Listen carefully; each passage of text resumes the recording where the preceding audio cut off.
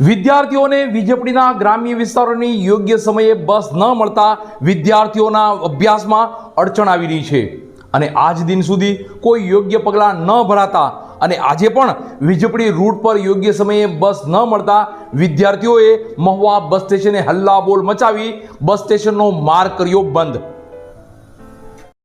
વિદ્યાર્થીઓને યોગ્ય સમયે જવા તથા આવવા એસટી વિભાગની બસ ન મળતા વિદ્યાર્થીઓએ મહુવા બસ સ્ટેશન ખાતે મચાવ્યો હોબાળો।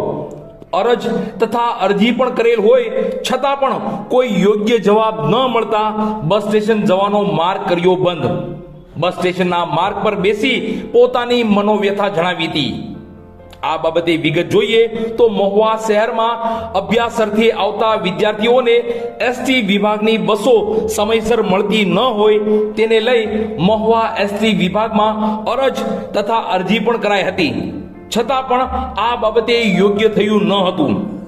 હજી પણ આજ સુધી વિદ્યાર્થીઓને આવવા તથા જવા એસટી વિભાગની બસ સમયસર મળતી જ નથી। આથી વિદ્યાર્થીઓએ મહુવા બસ સ્ટેશન ખાતે હલ્લા બોલ કરી મચાવ્યો હોબાળો, છતાં પણ વિદ્યાર્થીઓની મનોવ્યથા સાંભળવાળું કોઈ ન મળ્યું। આથી આ વિદ્યાર્થીઓએ બસ સ્ટેશનના માર્ગ પર બેસી બસ સ્ટેશનનો રસ્તો બંધ કરી દીધો હતો। આજ રોજ તારીખ 18/9/2024 ને બુધવારના બપોરના સમયે અભ્યાસ અર્થે વીજળીથી આવતા વિદ્યાર્થીઓને મહુવાથી એસટી વિભાગની બસ સમયસર ન મળતા વિદ્યાર્થીઓએ આક્રોશ વ્યક્ત કર્યો હતો।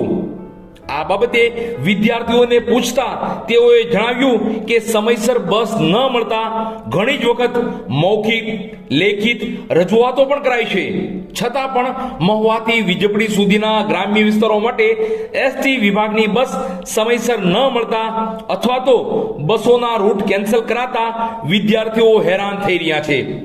ત્યારે આજ રોજ વિદ્યાર્થીઓએ આક્રોશ વ્યક્ત કર્યો હતો અને હોબાળો મચાવી બસ સ્ટેશનનો માર્ગ બંધ કર્યો હતો। સ્કૂલમાં અભ્યાસ માટે આવું છું।